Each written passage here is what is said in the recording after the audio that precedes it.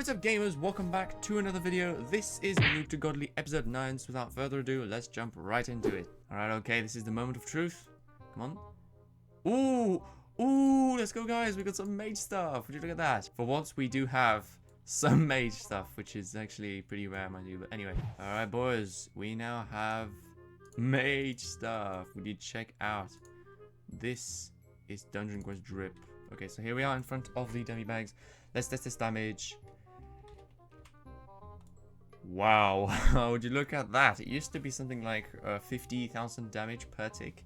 And now it's like, what, 200? So I guess it's now time to go into King's Castle, and yeah, see what we can do. Alright, so here we are in the dungeon. Let's go ahead and try this out. Alright, so here we go. Wow, that actually deals a lot of damage. Wow, this is nice, smooth, ouch. And I died first time. The objective for this episode is to at least try and get past, or at least complete the dungeon once. Now, there is one boss I fear above all, and that's the Archmage. As you saw in the last episode, he's pretty tough. So I don't know exactly how we're going to do against him. I guess I just have to be extremely careful. Alright, room number 2, yeah. We're actually doing so much more progress compared to last times. So Dungeon Quest recently got updated, another update. They've added now craftable mage weapons, because before it used to be craftable warrior weapons. Not once in all my Noob To Godly series have I ever managed to defeat the Greg, the boss fight. Now I think there's a big question that I have to find an answer to, is what am I going to do after this Noob To Godly series? Am I just going to continue doing these Dungeon Quest videos? Because I know Dungeon Quests, it's not that, I'm not going to say Dungeon Quest is a game I don't want to play. It's the fact that Voldex has changed it completely with basically making it a pay to win. I think what I'm going to do after the series is I'm going to make a few sort of Dungeon Quest documentaries, if that even exists. I guess the Iceberg is a sort of documentary anyway, where basically I'll explain things like trending subjects, like for example the fact that Dungeon Quest is a pay to win, or at least all the elements, all the proof that tells me that it is a pay to win. I have some other ideas in head, but I'll keep that a secret for right now. But the thing is, you see, I don't want to make Dungeon Quest content all my YouTube career. When I say changing my niche, it won't be something completely radical, like you won't see me making like cooking videos or anything like that. I do strongly believe it's going to stay on Roblox. This is the challenging boss, we just have to watch out. This is very complicated. This is a very hard boss to dodge. Ouch, okay, first death on the Archmage. I actually was surprised I dealt so much damage to this boss before he actually died. Oh my god guys, we actually just killed the Archmage. So as I was saying, I'm not going to say Dungeon Quest is a dead niche on YouTube. It could be in, you know, a few years, depending obviously on what happens. Obviously when I say what happens, I mean what Voldex is going to do to the game, right? Obviously a lot of people care about what happens to Dungeon Quest. I understand them. I mean, I also do care what happens to Dungeon Quest. If Dungeon Quest becomes a game that no one really likes to play anymore, I won't make. Plus, I mean, you know, I don't want to spend my whole YouTube career making Dungeon Quest videos, you know? I don't want to make like 15 Noob To Godly series like big YouTubers have done. I do want to try other things. I think, you know, mostly to make engaging content, you have to try new things. You must stay stuck on what you've done before. I'm not going to be a Dungeon Quest full-time YouTuber. I'm not going to say it's not fun, because it still is fun, right? I still enjoy playing Dungeon Quest from time to time. But it's the fact that Voldex has made it a sort of... it's rotting the game, basically. That's what Voldex is doing, it's rotting the game. I haven't said, like, in the very first video of this channel, I said, you know, I'm not going to be making Dungeon Quest videos full-time. There are so many Noob To Godly series on YouTube that I don't think this one's going to stand out in any way. If you actually search up in an incognito tab on YouTube, Dungeon Quest, you'll find that the #1 search for Dungeon Quest is Noob To Godly. And scripts. That's why Noob To Godly is such a popular concept. Everybody is doing a Noob To Godly. Every Dungeon Quest YouTuber wants to do or has already had the idea of doing a Noob To Godly. And you know, I'm not saying that it's a bad thing. I'm not saying that you shouldn't do a Noob To Godly because so many people already have. I'm just saying that, you know, obviously you can't copy someone's idea that has already been copied like 50 different times. Alright? and expect to have, like, I don't know, hundreds of thousands of views. You can't expect that. I am going to make Dungeon Quest content from time to time. But from time to time means probably every 2 months or so. There's even a game on Roblox to find good games. Because all games, you know, that are on the popular page that aren't exactly the best games, they sort of block all the other good games that there are. There are some very good games that have been well developed. Indie games sometimes that I think deserve a lot of attention, are underrated. I want to sort of explore what the good games on Roblox are. Obviously, you guys know I can't do YouTube all my life unless I decide to, but that is highly, highly, highly unlikely. And, you know, I can't exactly have fun if I do the same thing all the time. Surprisingly, the bosses don't give that much XP in dungeons. I still don't understand why why you can see the sky in the ground when there's a ceiling. It's weird, but anyway. Now, I don't know exactly how much time I need to defeat the boss. I think at least 2 minutes and a half. Yes, I'm not gonna make it.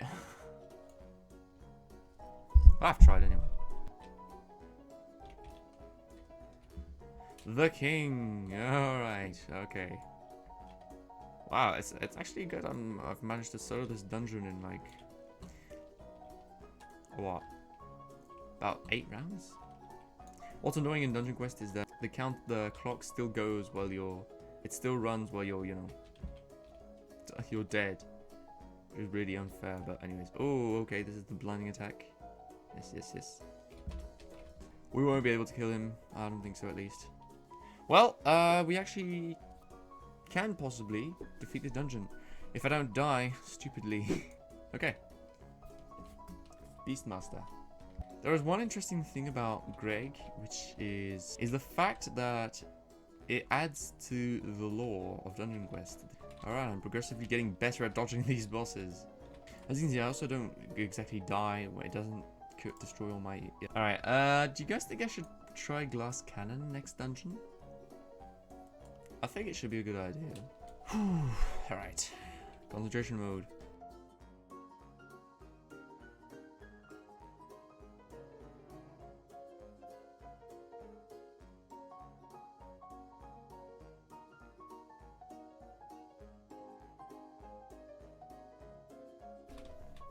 Wait, what? No. Oh, God, that was so stupid. Ooh, okay, I cannot afford to die like that again.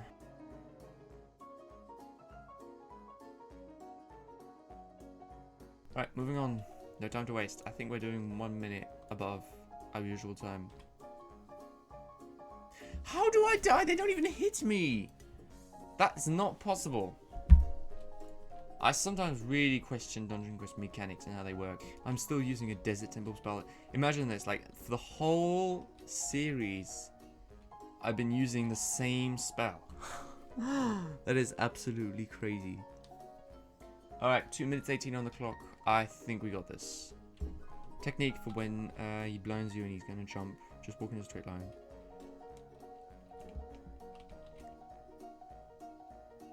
There we go.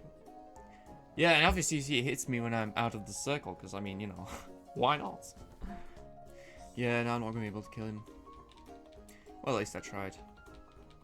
And I almost did. I think we nearly got it. Like, seriously. I think we almost got it. Now, I could try something that has been on my mind. Going into Pirate Island once to try and get better mage equipment setting. And then glass cannoning, obviously. Alright, so we are now back in the lobby, so I'm going to go ahead and reset my skill points real quick. Definitely we're going to beat the dungeon, that's not a problem. So yeah, let's just go ahead and try that out. Alright, he's dead. Please. Oh, nope. Nothing good. So this is Glass Cannon King's Castle. Let's do this.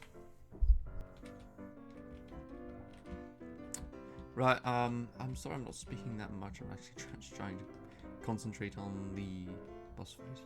The problem I think with a lot of people, especially when I say people I'm talking about, the higher sort of professional players, players who are above level 200, the Yokai Peak dungeon is something quite different than Guild's guys. If you haven't heard already, like Yokai Peak is a very easy dungeon. Everybody knows that. It's actually easier than the previous dungeon. The only thing is that it's like super long. There are like 4 different bosses. So it's long, and it's a long and tiring dungeon.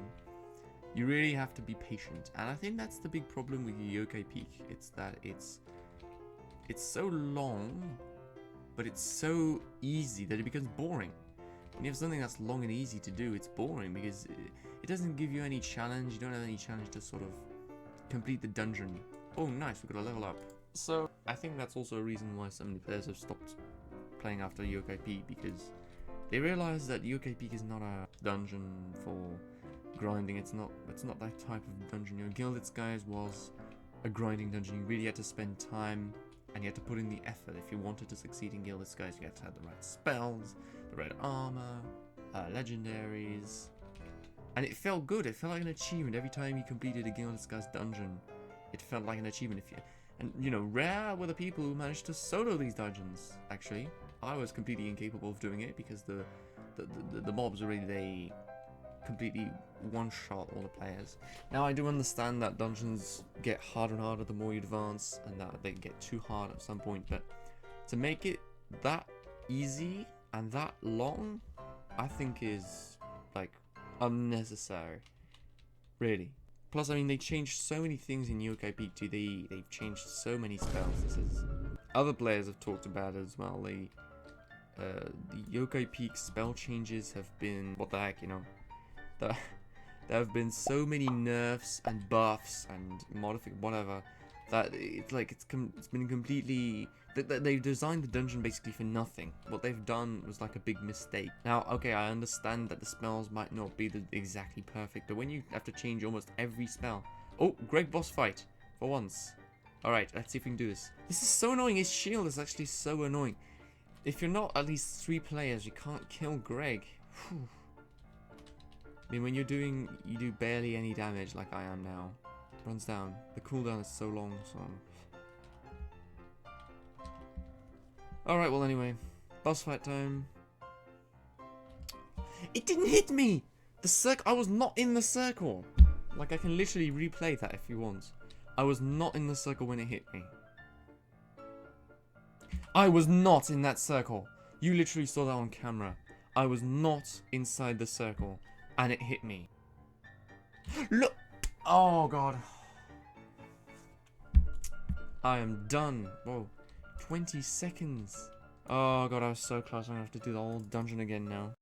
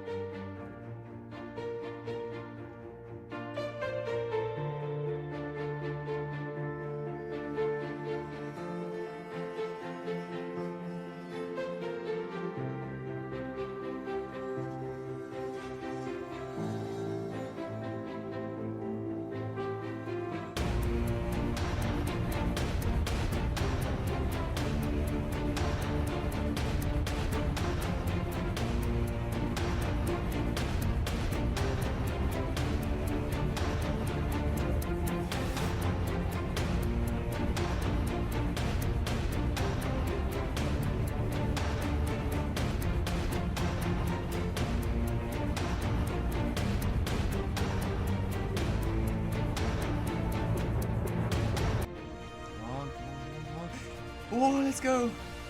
We did it. We got a spell. It's a mage spell. Let's go. Let's go. We got a mage spell, guys. Oh, no. Oh, my God. That is incredible. Oh, guys, we did it. We beat King's Castle, guys. This new spell, Thunderous Blast. Call down a powerful blast of lightnings. Alright, then. Let's check it out. Ooh, nice. Wait, it's actually... Wait, can you actually taste the damage on this? Wow, 525. This is crazy. Oh, 525. You guys do not imagine how powerful that is. Holy wow. Right, well anyways, I will see you guys in the next video. And yep, till then, see you. Peace out.